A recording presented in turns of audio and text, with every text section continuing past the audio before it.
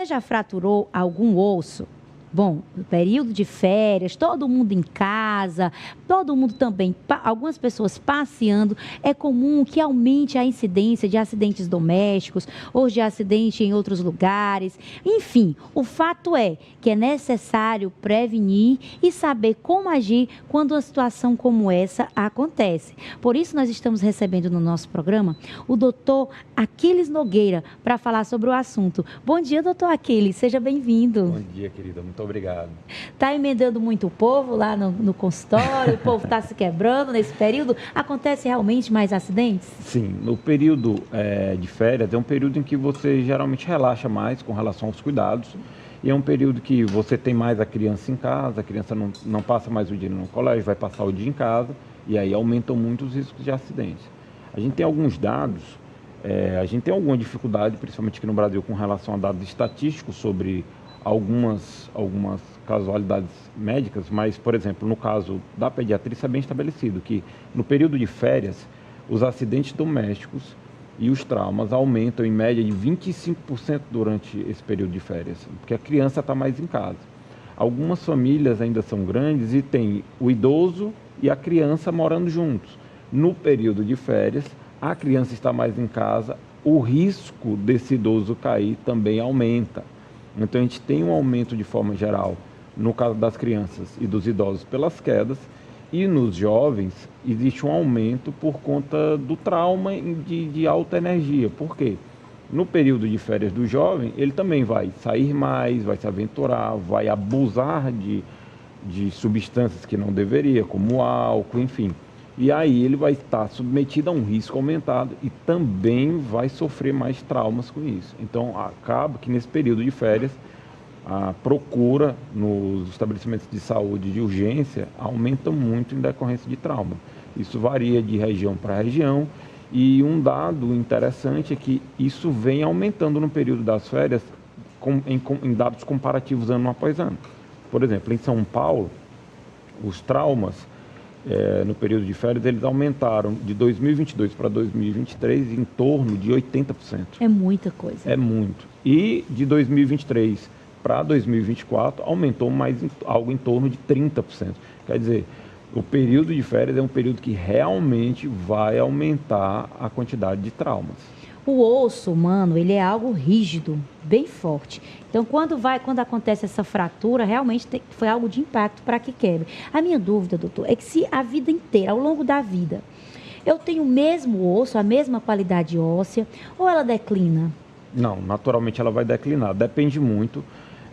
A massa óssea em si, realmente ela é rígida, mas ela não é 100% rígida. Ela também tem alguma maleabilidade.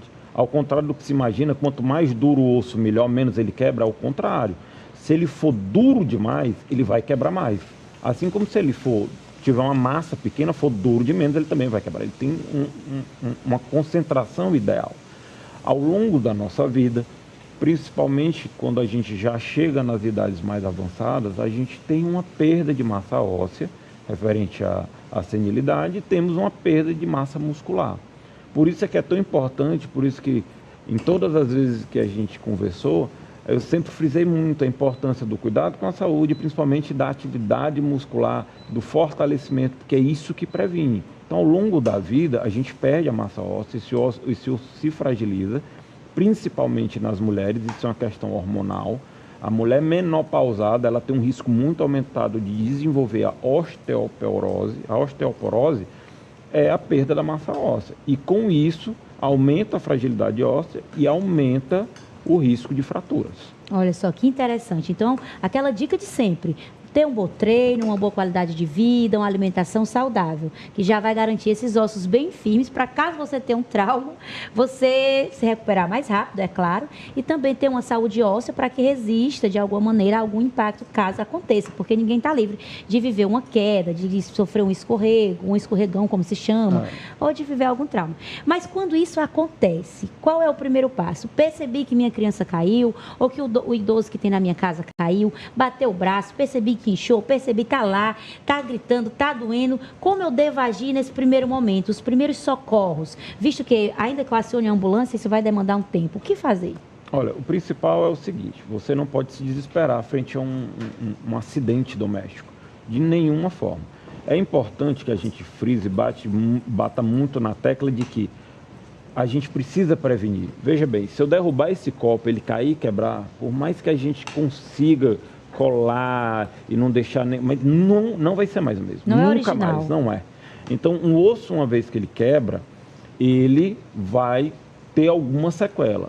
O tratamento da gente é evitar que essa sequela limite a tua vida, ou seja, uma sequela grave. Então, a gente trabalha mais com a questão da limitação de sequela.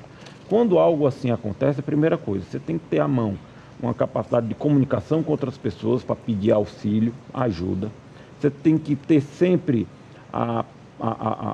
pronto os telefones para fazer a chamada dos serviços de emergência, se dirigir ao hospital, sem desespero, ter paciência, ter calma. Existem traumas e traumas. Graças a Deus, a maioria desses traumas, principalmente esses que nós estamos falando dos traumas domésticos, eles são mais leves, então você tem tempo.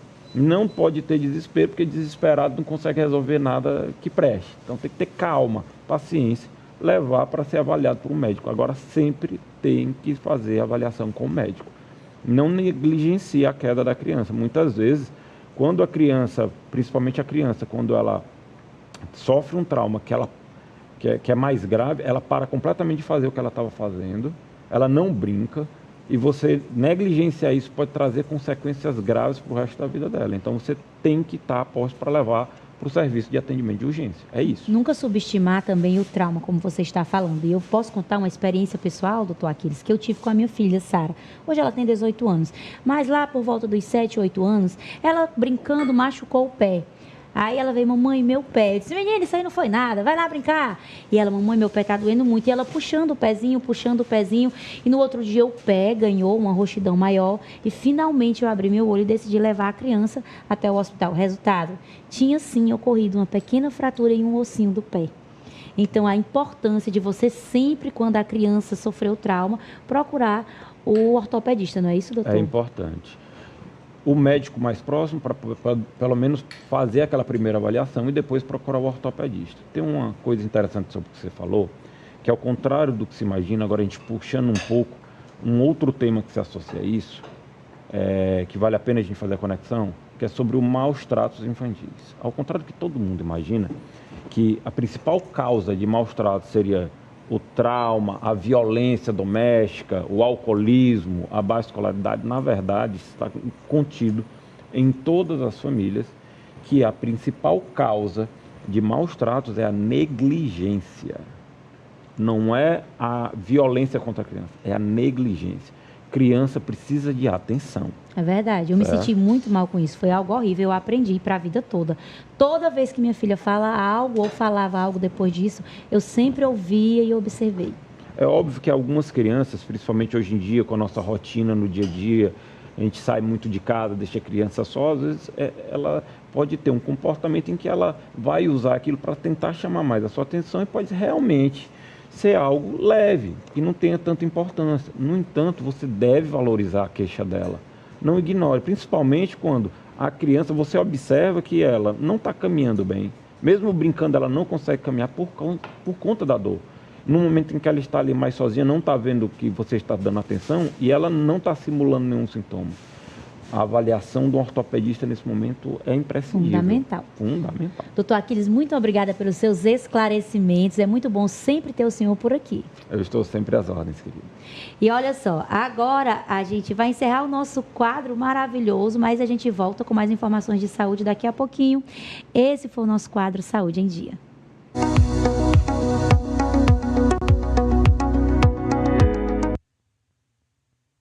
Tem que ficar de olho mesmo, tá? Ninguém nasceu aí para estar se acostumando com dores. Mas olha, por falar em você não sentir mais dor, em você ficar leve, um tempo